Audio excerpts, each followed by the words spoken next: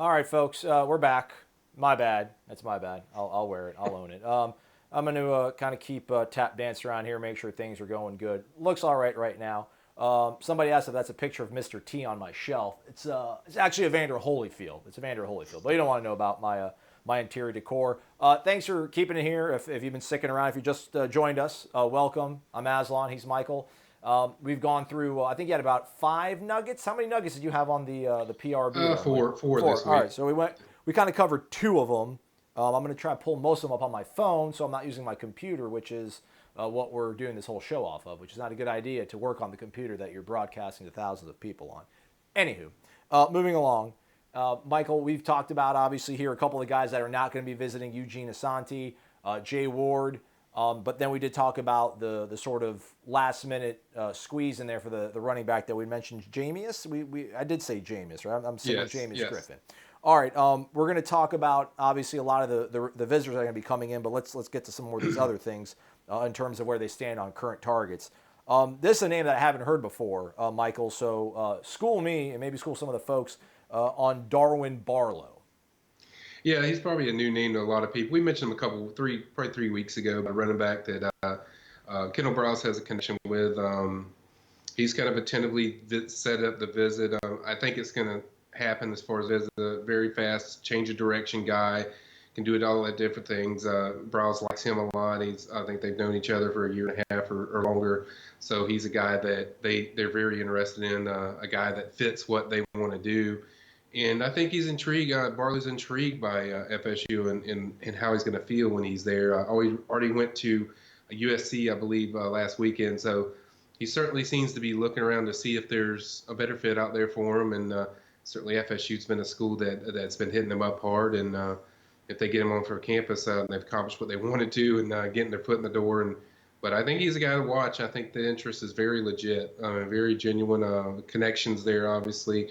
Now they have to, assuming they get them on campus, they have to sell what the program's going to do, what they're going to be like, what the offense is going to be like, and kind of go from there. And we'll see how that just follows out as far as after the visit. But certainly going into the visit, I think the interest is certainly genuine. All right on. How about this name? It's been surfacing obviously for about over 2 months. I know you caught up with him at the Under Armour All-American game that you and I both attended. Actually, I showed up for like 5 hours. You were staked out there for an entire weekend. I don't want to take too much credit for that. But Jonathan Mingo, Ole Miss obviously heavily involved with him. Where does Florida State? I mean, how much can things move with a guy like that? I mean, is it very much a sort of day-to-day thing when it comes to a guy like that, or does it all just come down to can they get him on campus, and then that'll change sort of his stock level or value or interest in Florida State? I think anytime, I mean, he's already intrigued by FSU. We know that he wouldn't be considering him for a visit.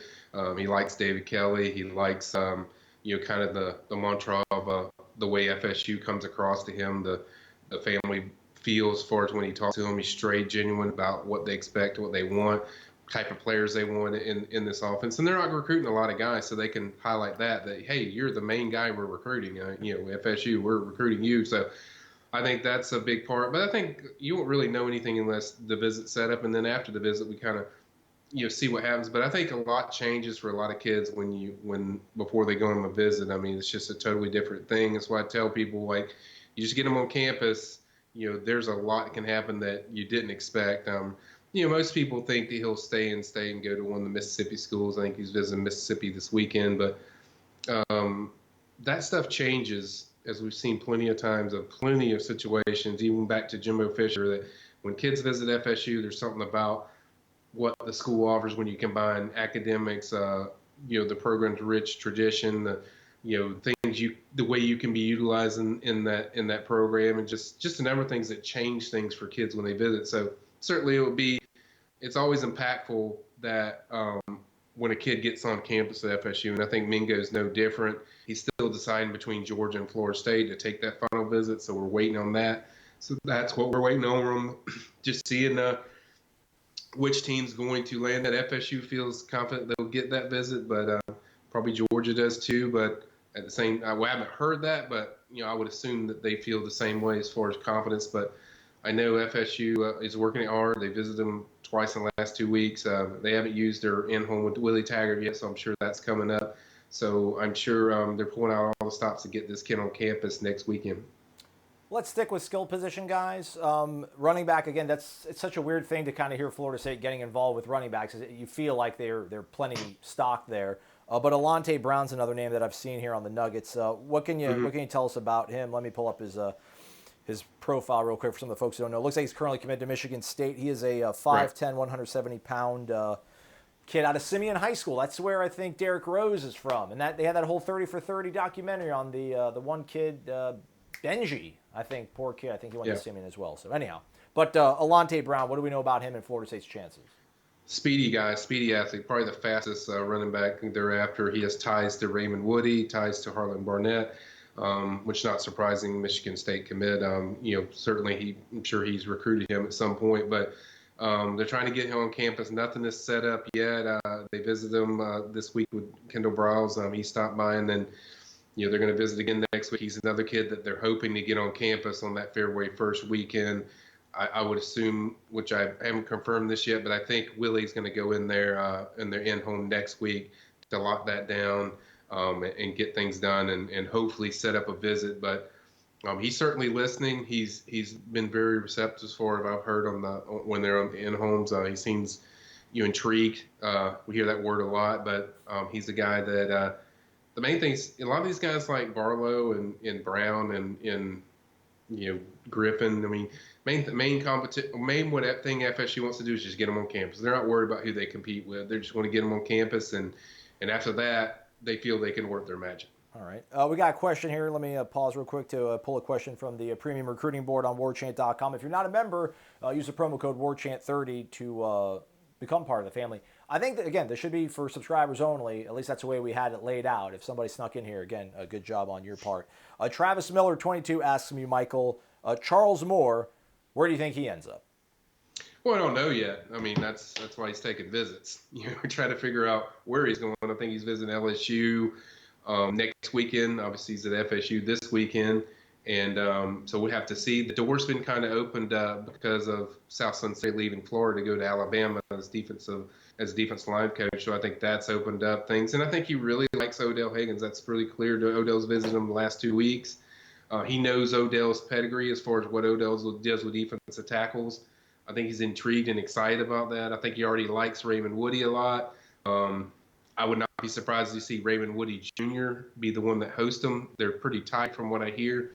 So I think he'll play part in as far as that hosting details. The parents seem to really like FSU. They want to see what all this excitement's about as far as what the cultures, the family environment, what they offer academically. So right now I can't really say, where he's going to go because we don't know yet. Obviously coming in the visit, you still have to have Florida as a leader because that's the last leader he's named. But I think FSU, LSU, Auburn, those teams are in there. I think Auburn's kind of a lesser thing, and Mississippi State's probably a lesser thing. But I think FSU, LSU, and Florida are all teams that can win the signature. And I'll have that answer more clearly after the visit. I'll be able to tell you more then. That's when I can tell you more. I'm not trying to be diplomatic, but that's just the facts. Why are you holding out on us, Michael? Yeah, I'm glad you mentioned Sal Sunseri leaving Florida and how that affects the recruitment of Charles Moore. Maybe just can you give some sort of, what are your experiences or what do you know about Ron Dugans? And Corey and I have mentioned on Wake Up War Chant, we don't really know how much of a difference a wide receivers coach makes on Saturdays. How much of them being there is going to affect game planning and route running and details. Obviously, they help out on that to a certain degree, but it feels like Dugans' main thing is recruiting. Just how valuable can he be for Florida State in that realm, in that avenue of being a recruiter? Well, I think what he'll help them with is developing their culture, what they want to establish. He's a hard-nosed guy that played under Bobby Bowden, which means you're going to be coached hard. He's going to believe heavily in blocking. I would assume that's big thing. But Dugans is what Dugans can sell in recruiting. Why he'll be big is Dugans has played in every level. He's played in the pros. He's played in college. He's excelled in a lot of those. He was actually, a lot of people thought Peter Wark was going to be the guy to watch out at FSU in that year, and Dugans actually had a really solid career at first early on. So I think he can sell a lot of what his history is as far as a player. kids can relate to guys that have already played, that they're trying to help them get where he's already been, where they want to get. So they can sell that. So he's going to be a big part as far as experience and being able to not just try to sell you on the Florida State program, which he knows everything about because he's an alum. He's a guy that's played there. He's from Tallahassee. He's been around FSU football a lot of his life. So he will be able to sell not just the FSU name, but also be able to sell how you get to the next level, to the pros, and what you do and what things they look for. So he'll be able to help a lot, not just recruiting, but teaching. I mean, he's a very developed and detailed teacher as far as what I've heard, and I think he's a very solid addition for FSU in so many ways. Right on. We mentioned this in the first go that we did earlier this evening before we rebooted and got all nice and clear and everything. Welcome, everybody. Welcome to the Recruiting Chat. I'm Aslan. He's Michael Langston. Quarterbacks is obviously what people want to know about. One of the folks on YouTube, Wandering Fitness, asks Michael, John Rise Plumlee. What are the realistic possibilities on John Rise Plumlee out of Oak Grove High School in Hattiesburg, Mississippi, being part of this 2019 class for Florida State? Once again, we kind of go back. Like I said, I feel really good about Lance Legendary going into the visit. I wouldn't even be surprised if you talk about commit watch. He would be on my commit watch. He'd be heavy on my commit watch. I think Lance will be a guy that I think FSU gets. Now, Don, we don't know because until after I think the interest, he likes Browse a lot. We know he loves Browse's offense. He likes everything that the way FSU, the way it's kind of set up. They need quarterbacks because obviously there's no guarantee of what's going to happen with DeAndre Francois or James Blackman after the spring or what happens. We don't know, so there's uncertainty there. So I think John's intrigued by that as far as what FSU offers. But until he visits, I can't really say how big their chances are. He's definitely interested. He's very interested. But besides that, I can't really address that until he actually gets on campus, and then I can kind of tell you like, okay, this is FSU's a serious player. Now, coming into this stuff, the Mississippi schools are the teams we hear the most about. But like I've said in the Nuggets, I'm hearing a lot about Auburn and FSU lately. Don't know if that's kind of where he's thinking or more just these teams at that time when they called, or when the coaches stopped by that, they caught his attention. But that's kind of what I have right now. But until he visits, which happens next weekend, I'm not going to really know until actually FSU fully stands. We know that coaching staffs have to kind of walk that thin line when they're recruiting more than one quarterback. Are there two takes that Florida State's going after? Do they like the top half of their hot board in terms of they feel they can bring both of them in and it won't be a problem if it is Legendre and Plumlee, or if it's the kid out of Houston, Machota? I mean, do they feel good that they can get both, or they can get two of the three that they do want from those players?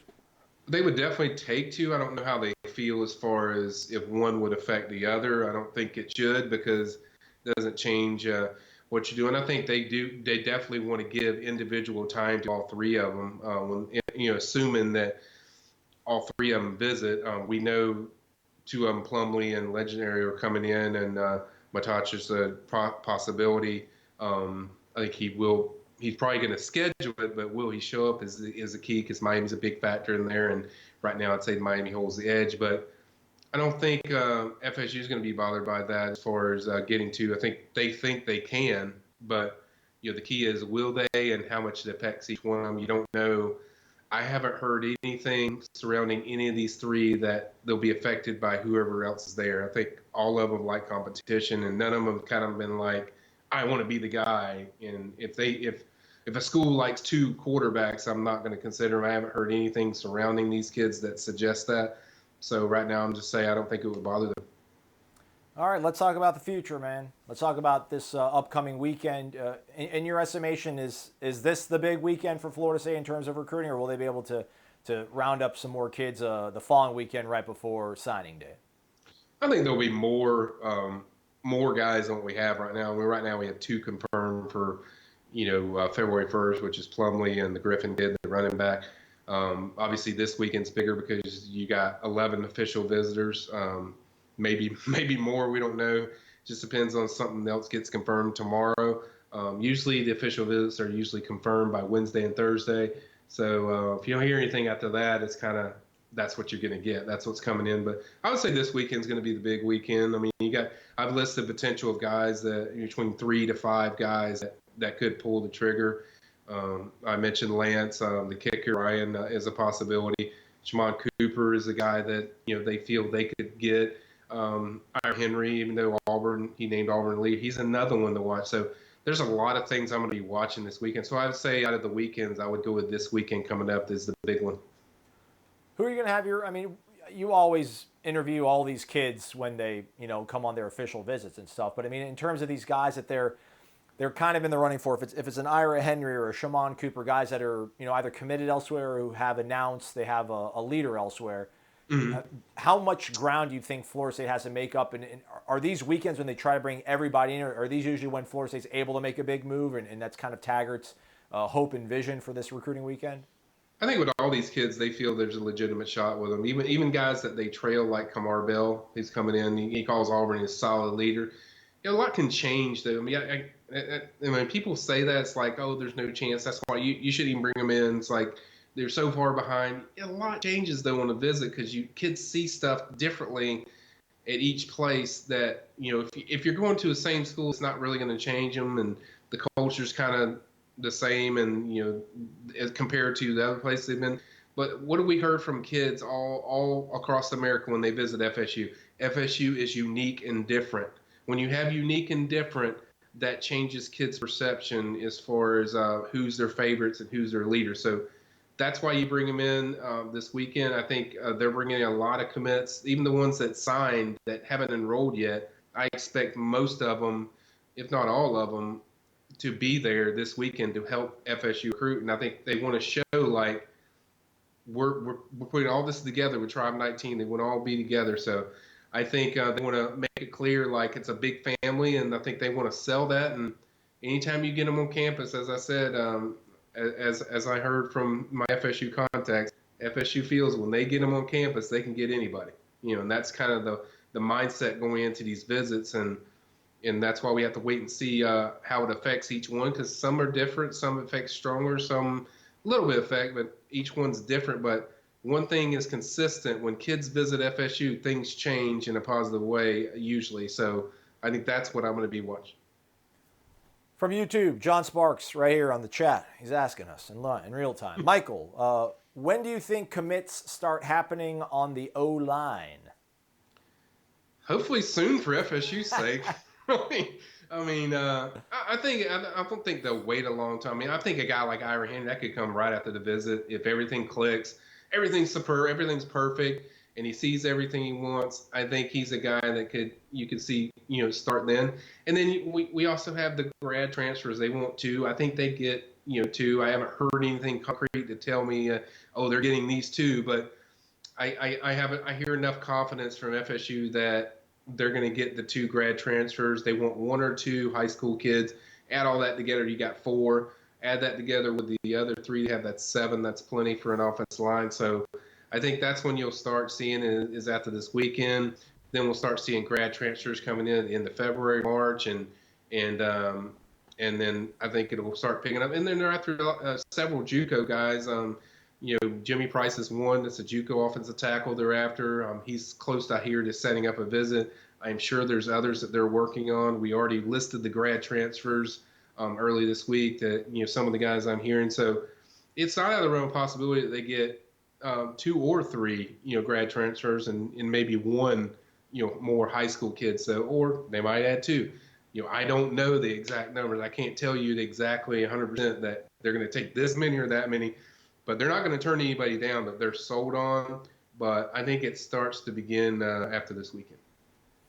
Man, I'm not always reading everything you're putting out there, which makes my life worse off because I should stay updated on this. I mean, are there any other? You've already mentioned grad transfers on the website earlier this week.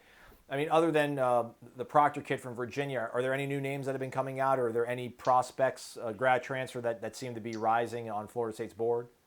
I want to say Ryan Reynolds from Northern Illinois is one. They went to see Ryan Alexander, I think, is another one from South Alabama they've had contact with that they've been talking to. is I can't stress enough, guys. They keep this stuff like White House secret stuff as far as they keep it where you not learn about this stuff. So I've heard that there are as many as 5 or 6 to 7 grad transfers that they're already talking to out there. So I think there's a lot of guys, and we don't even know who the priorities are. Obviously, R.J. Proctor seems to be a heavy priority. They visited him twice, 2 times in a row. I think they visited him this week, and then they visited him last week. So he's a guy. I think their grad transfer from Virginia. I think he's obviously one that we can circle and say, yeah, they want him. But there's so many guys that we probably don't know about, or at least several. So I think in the coming weeks, and you will see more of these visits getting set up. And as I mentioned with grad transfers, these aren't visits that you do a 3-day weekend or 2-day weekend. These visits are like snap, in for a day, maybe 24 hours, and bam, that thing's done. They know what they're looking for. They've already gone through this process before. So I think a lot of these visits are going to be fast and happen quick. So you're not going to, I know people are going to get used to all the high school kids and being wined and dined. This is pretty much business, right to business. And I think you'll see a lot of visits happen quick. Do we know any more quarterbacks possible? Is the grad transfer market still a possibility for quarterback? Or are they focusing strictly on the high school market, it seems like, for this cycle? I have not heard anything more about grad transfers at quarterback. That doesn't mean it's not happening because, as I said, I've given you 2 or 3 names that I know, and there's probably 6 or 7 names out there offensive line that I don't know, or 4 or 5. But the point is, there could be guys out there. I just haven't heard anything as far as on the grad transfer market at quarterback. But I'm not going to sit there and say, oh, 100% they're not looking at a grad transfer quarterback, because certainly they need quarterbacks and they would like to have 2 additional guys, whether it's one high school and one grad transfer or whatnot. But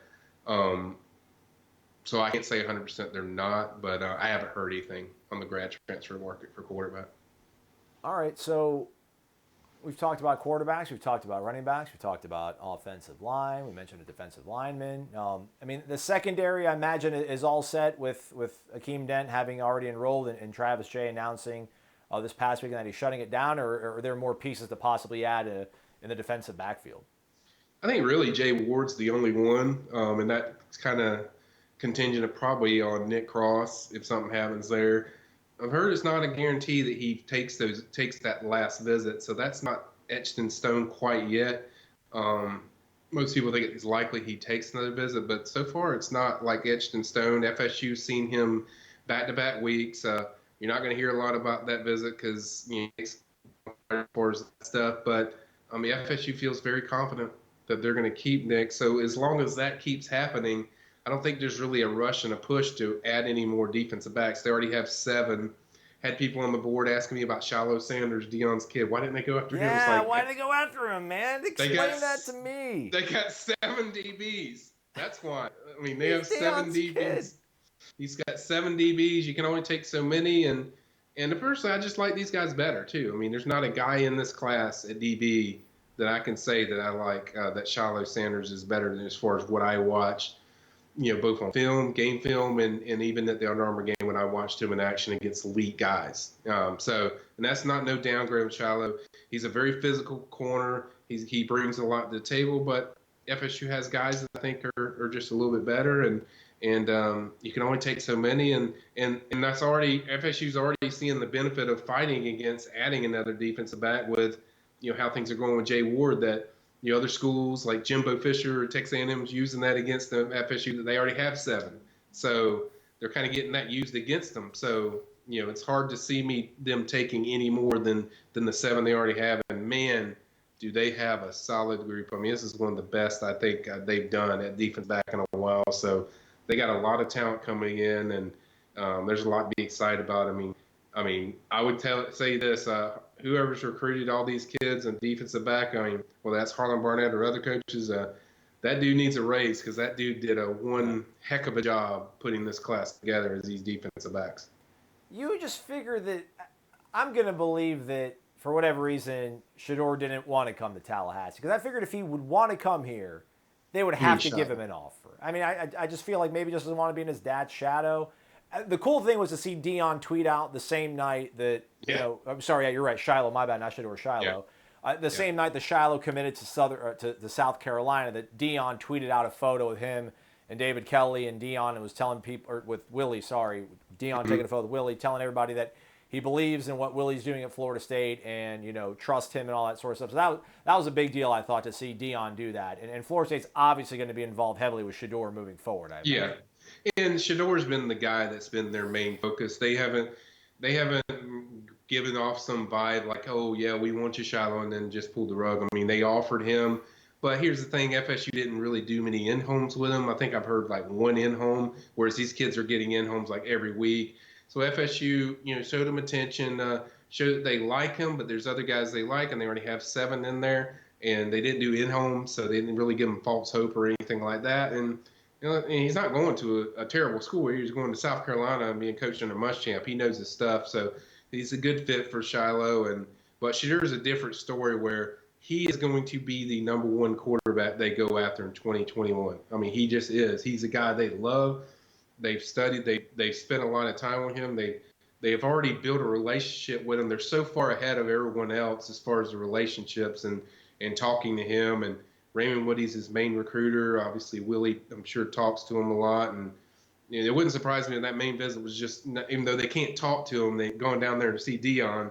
They could also see Shedeur and just say, hey, we're here. Right. We're wanting you. We want you bad. And just to make it clear how much they want him. So I think that's clear. And the thing is, too, it's very positive when you have somebody like Neon Dion going in there telling everyone, like, these guys are going to turn this around. I mean, it's one of the best athletes to ever play at FSU to go in there and be able to sell. We've already seen Dion put it out there as far as recruiting for FSU. He is recruiting heavily for these guys and doing his part. And so, I saw somebody mention, you think it'll affect them not getting Shiloh? It's like, did you listen to Dion? He just said, he's going to turn everything around. So I think if his kids, like FSU, he's certainly going to give the CEVO approval for them to go to FSU. And, I think Shedeur Sanders is a guy that I think they'll, assuming everything goes well with this staff and, everything's clicking and they're still here and everything's good, I think there's a good chance you'll see the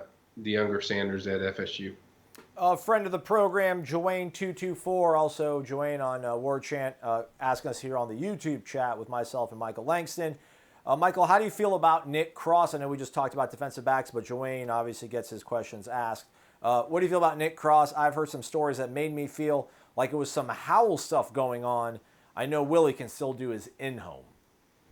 Yeah, I mean, I haven't heard anything like that, but the other thing I've heard is that, the parents like FSU. It's not like they're totally against FSU, and they're not set on like one program. They like Penn State a lot. They probably like Penn State better. They like that's closer. It's on the East Coast, and they probably like that better. But I can't see them letting their kid commit to FSU, and if the kid is so adamant and wanting to go to FSU, just say, Nick, we're not going to let you sign there. I just can't see them doing that at this point. Now it could happen. He could go to Penn State and his mind changes as far as what he likes. He might go in there and if he takes the visit and like them better. So I think if Nick does change his mind or if Nick does flip somehow to Penn State, I think it's more that they're closer to each other as far as how they feel about that school than they were. Or they were adamant that they just didn't want to go to FSU. But I'm not buying that story because they wouldn't have let him commit first place to FSU. But I mean, you should be concerned. I mean, there should be a legit concern until they sign. I mean, until they sign, you should have a big part of concern. Now, I think FSU's confident that he will sign with FSU. They communicate with this kid and the family a lot. So I don't think it's a Sam Howell thing to that level. I think the parents like a school, but I don't think they're going to go in there and just tell him you cannot sign here or tell him you need to sign here and just follow with it. So I think it's going to have to be some form of Nick actually feeling comfortable with another school to the level of the way he feels about FSU. This is old news, I think, probably. Whatever happened to that JUCO linebacker? Was it Lakia Henry? Was that his name? Mm-hmm. Whatever happened to him? Is he still a target, or did Florida State? No, he's one of those guys that we talked about the height thing He's another one. He was listed at 6'2", and he's actually 5'10", maybe 5'9". I've heard. But yeah, I know it's trivial to some people on the boards. They're like, I can't believe they're so trivial about height. But it's like, if you want to run a system and you need that length, and as far as being successful, what you want to run, you got a certain set of what you're looking for. Each coach, it doesn't matter where you're at, no matter what major school you're at, they have a certain criteria what they want in a kid, whether it's just making plays, ball play, whatever, ball hawking guy, hard hitting linebackers. Alabama, we see they like 240, 250-pound linebackers. They kind of see that fits quite what they want to do. So each school has a different thing, and the height thing's a make or break thing with FSU. They seem to be they want to turn around what their linebackers currently look like. As far as what they bringing into the program. So I think that's a big part of it. And unfortunately, Lakia and guys like Asante, they just don't meet that bill as far as what they look for. Doesn't mean they're not hell of ball players and they could come back and play against FSU and embarrass them and get 2 picks and go for touchdowns and be great players. It just means that it's a certain criteria that what the staff looks for. Well, let's catch some folks up who might just be joining us, Michael, on a couple of things we touched on probably in the first 10 minutes of the chat. You just mentioned, again, Eugene Asante. You included him in the linebacker discussion with Florida State being very key on certain measurables. He's a guy that won't be visiting this weekend. Jay Ward is a guy that's also not going to be visiting this weekend, defensive back. But that is a player that you still remain fairly on the positive swing with the Florida State, despite the fact that he won't be coming this weekend, right? Yeah, I think he's going to visit next weekend on February 1st. That's kind of the expectations from the FSU side. They think he's going to visit next weekend. They feel he's probably going to visit. So we'll have to go back, after this weekend, after we go through all these visits this weekend, then next week we'll address that again. But as of right now tonight, FSU is expecting them to see him next weekend. Okay, and then at the running back position, we mentioned Jamius Griffin's a guy that kind of came on the radar there with setting up an official visit for this weekend. Do you think he's the top one or the top get for Florida State at running back, or is he just one of a couple guys that they're keeping their eyes on? I think it's one of 3. Griffin's actually visiting February 1st weekend, so he'll be next weekend. But I think they like a lot of these guys. Now, if you ask me one, I would say Griffin only because I know they've been talking for a while. So I think he's a guy that, and the one thing I was always told what they're going to do next year as far as 2020 is they really want to win the state of Florida and the state of Georgia. The state of Georgia, they consider an extension to the state of Florida.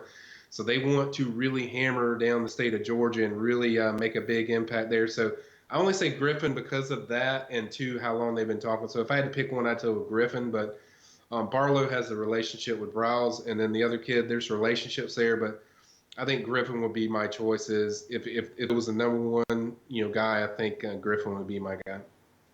And then at quarterback right now, Lance, someone was saying Legendre, I've been pronouncing it really incorrectly, but I'm going to keep calling Legendre until he comes on the show and corrects me.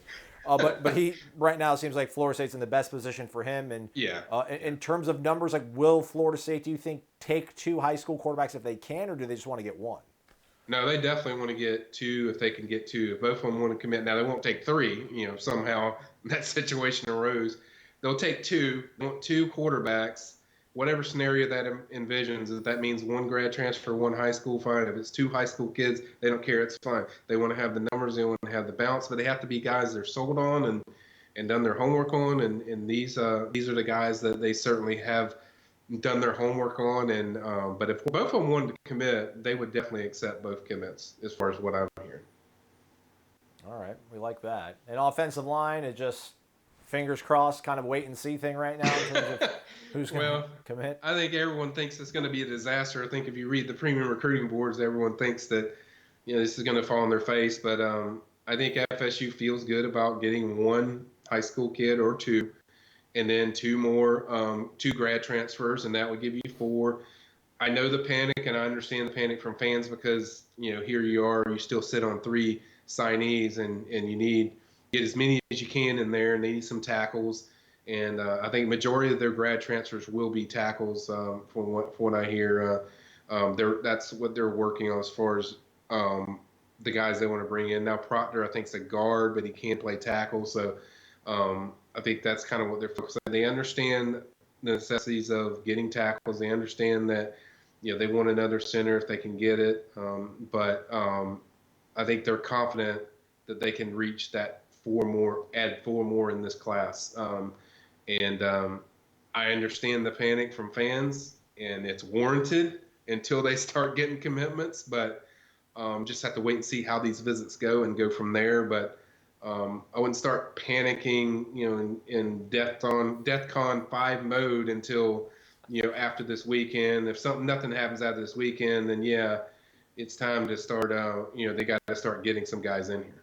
If you mean by nothing happens this weekend, do you mean like commit Like a watch commit. kind of? Yeah, Okay. I think either commit watch or I hear from my end that, hey, I think FSU is the clear leader for this guy, or I think they look good in pulling this guy, or something where it's a very positive aspect as far as recruiting. And another guy we haven't even mentioned is Darius Washington. He just picked up an FSU offer the other night, so he's a guy that I think could visit either this weekend or next weekend. And he's a guy that I think if FSU gets a visit, I think they pull him. So that kind of falls into the category. We already mentioned Jimmy Price, another JUCO offensive tackle they like. He is very interested in FSU.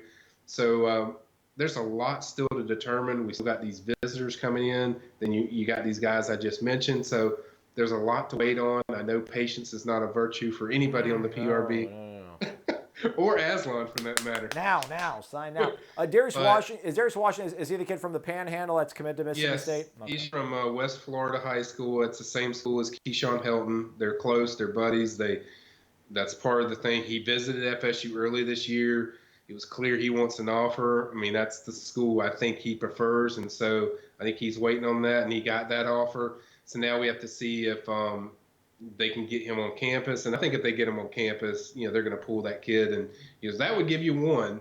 And then if you added another one like an Ira Henry, that would give you two high school kids, and then you wait on the grad transfer, or you could get another high school kid. Now, I had this question earlier, like people were like, well, if they had 3 or 4 high school kids, they turn them down. It's like, no. If they're sold on the kid, high school-wise, they're going to take them. So I think this thing starts to pick up after this weekend. I really do. All right. What about, we haven't mentioned wide receiver, or we talked about Jonathan Mingo. Does Jonathan Mingo remain pretty much the only receiver they're in pursuit of, or are there other guys, under the surface that we might need to keep our eyes and ears peeled out for? I have not heard anybody besides Mingo. I think he's the guy. I mean, I will remind people, like I reminded them last week, FSU is 3 over in their numbers in the roster at receiver. They have tons of young talent coming in. And who's to say if they don't bring a grad transfer or a regular transfer that Dugans was recruiting or coached at Miami? So a guy like Marquise Ezzard, he's a guy that was down to FSU, Ole Miss, and Miami. Picked Miami, and a big part of that is because of Dugans. So he's already announced via Twitter that he's going to transfer. So you have to think that FSU is going to be a major player there. So they don't really need receivers, especially as bad as some people on the recruiting board think they do. But Ezzard's a guy to watch if I had to pick one. But I think FSU's in good shape, whether they sign a receiver or not. Personally, I mean, I wouldn't sign another receiver. I mean, I would make sure I get that, get your positions lined up with offensive line, linebacker.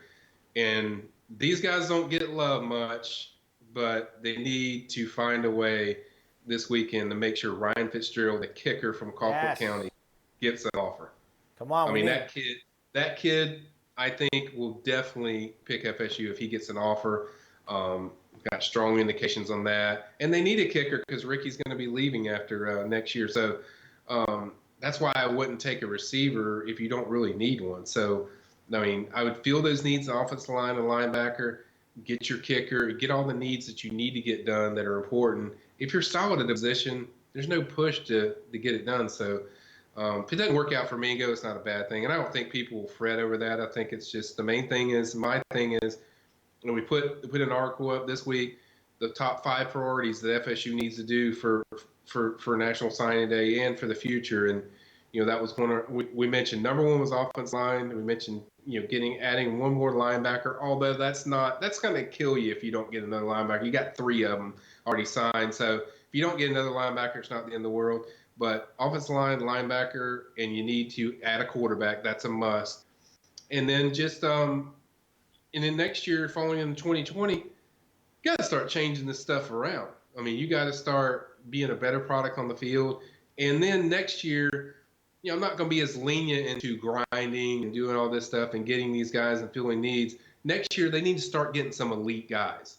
Like, you need to start getting 4- and 5-star offensive linemen. I know that's a bugaboo around FSU. They haven't had a 5-star lineman in forever. But I think if you do the right things on the field, you get these grad transfers, you get these JUCOs, you get these high school kids, and you fix that stuff, and you're a better product with Browse running the offense.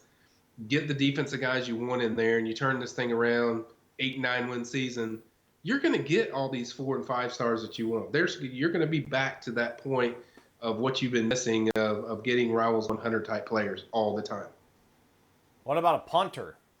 Can Fitzgerald do it all? Can you do it all? I mean, Logan Tyler is going to be leaving soon too. Fitzgerald does punt, so that would equal those problems too. If you need to sign a punter, Fitzgerald can certainly do that. Yeah, remember last week somebody asked us about that Levi Williams kid from Texas? Oh yeah, what do you got? So I did reach out to my buddy who texted me right after it happened. I'm like, I'm just going to read it. He mentioned that he does look like He-Man, but doesn't quite play like him. But he said he's a really good kid. He's legit 6'4", big arm. But he played for a kind of an outdated system. Like his coach is really old school, so he wasn't playing in a very modern, offense. And Texas obviously has a lot of that wide open stuff. My buddy thought that Houston was going to be a stretch for him, and now that Dana Holgorsen, the new coach at Houston, kind of cooled on him, he thought that he's probably going to end up lower. He said that, and then this Sunday, my buddy texted me a screenshot of Levi Williams, who I think he committed to Wyoming.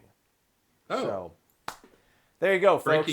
Breaking news. You guys keep asking. I don't know if I shouldn't say he committed to them. There's photos of him in a Wyoming jersey, like on a visit, and he tweeted ready to do the work.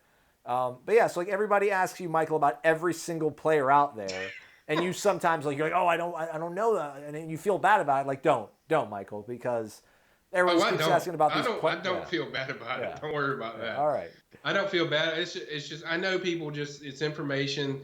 The transfer portal is just I'll just call it's a mess, because it opens up so much, so many worms as far as different things that go on, and now everyone knows, and sure they get to talk to the coaches, but it's kind of it's just mass hysteria, because then every time somebody's in the transfer portal, they're posting on BRB like, hey, what about this guy? I mean, they don't even know if he's got connections to FSU, and they're already mentioning him. So, yeah, I kind of look at it like, if there's interest there, I'm going to tell you. I'm going to mention it to you. So, but hey, keep firing away on the PRB with these things. I don't care if you mention it. Doesn't hurt my feelings. You're not, guys, I'm telling you, you do not hurt my feelings just asking the question.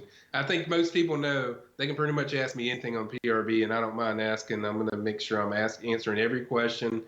I would prefer it be recruiting questions, but we try to be fair with all that. But you are not going to disparage me if you ask consistently about questions that are transfers.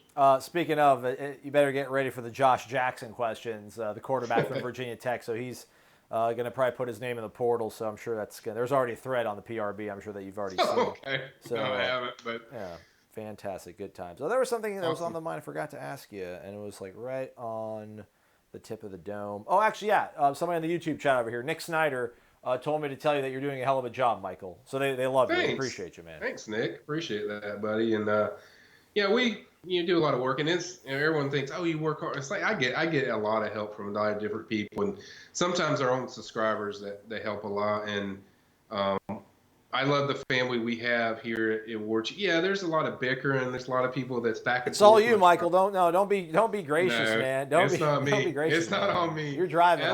Aslan and Ira. Ira does. Ira does do a lot. I cannot stress this enough, guys. When you see me do official visits, recaps, and updates, Ira is a big part of that. He helps me out a ton with those things. So that's the thing with us. Everyone's got their hands in. I appreciate that, Nick. That means a lot.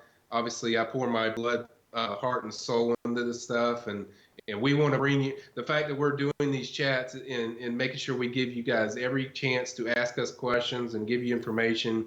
Kind of tells you our passion for this stuff. But thanks a lot, Nick. I appreciate it. All right, we got a few minutes left. We'll do a last call for questions. Michael, I don't want to ask you about this. You did your your sort of five keys, your five priorities for Florida State. One of the things you mentioned here was hang on to your committed prospects. Mm-hmm. I hate asking this. Trust me, like I don't like asking this question, even though I'm going to ask it. Who are the guys that you feel might be maybe not as firm? Like who are the guys that if it doesn't work out, you wouldn't be surprised, or you think Florida State will be able to recover well from because they might be kind of bracing for it? Or do you feel pretty good about I mean, you don't have to pick one, or do you feel pretty good about where Florida State stands right now with all these guys they have committed? I feel the most out of all of them. I think the most of them, I think, will stick. I mean, obviously, Brendan Gant, I've addressed him. Travis Jay's already shut things down. Quayshawn Fuller visits this weekend. I think there's a good chance he shuts it down after this weekend. The only one is Nick Cross. We just don't know with uncertainty with taking that February 1st visit if it's to Penn State, because we know his parents like Penn State. So there's a legitimate concern there, but at the same time, we know how much Nick loves FSU. That would be the only one that I would keep an eye. I'm keeping an eye on, but I'm not. But people ask my opinion. Do you think Nick Cross signs with FSU? As of today, I think Nick Cross signs with FSU. I don't think there's anything that's going to change his mind, in my opinion, based on what I know everything right now. Now that could change during if he takes a visit or what I hear from that visit during the visit. But as of now, I think everything that I've checked on both people close to Nick, people around Nick, people that don't even care about what football or any stuff that know him, the multiple people and from the FSU side, they feel that he's going to stick. Now, that doesn't mean it's a guarantee, but that's what I have right now. You mentioned Quayshawn Fuller. Does he plan on taking a visit on the first anywhere? Or he has Alabama on his list to visit. Nick Saban, I think, dropped by to see him this week. But I'm not sure. Like I said, the gist I got from people around Quayshawn is that there's a good chance he shuts it down this weekend. If everything clicks and everything's good, maybe he takes that visit still. I don't know that for sure, but just that's the kind of vibe I got coming into the visit. Even then, if you take the Alabama visit, I just can't see anybody that is going to alter his mind right now. And I don't even think right now he's a take for Alabama. I've heard 3 or 4 guys. I think they're down to 4, and there was like 5 or 6 guys that were listed that I saw, but Quayshawn wasn't one of them, and they can only take 4 more. So I can't see them. I don't even think he's a take at this point. So we'll see. But I would not be surprised if he shut things down after this weekend at FSU. I'm not surprised either that we're going to shut things down now as well. Right now, Michael. Great stuff from you, folks. If you just joined us, sorry it's over. But the replay will be up momentarily, maybe 5-10 minutes or so. And pretty much all the nuts and bolts in nice, easily digestible nugget form is available on the PRB. That is a premium recruiting board over on warchant.com for our subscribers. If you're not a subscriber and you somehow made it into this chat, use the promo code warchant30 to read and catch up on everything that Michael bestowed upon us today. So we'll do this again next week. And I'm sure in the meantime, keep your eyes on the PRB. Michael will have all the updates from this official visiting weekend from all the top prospects that will be here. And keep it dialed into warchant.com as always. For Michael, I'm Aslan. Thanks so much for listening, folks. We'll catch up with you all later.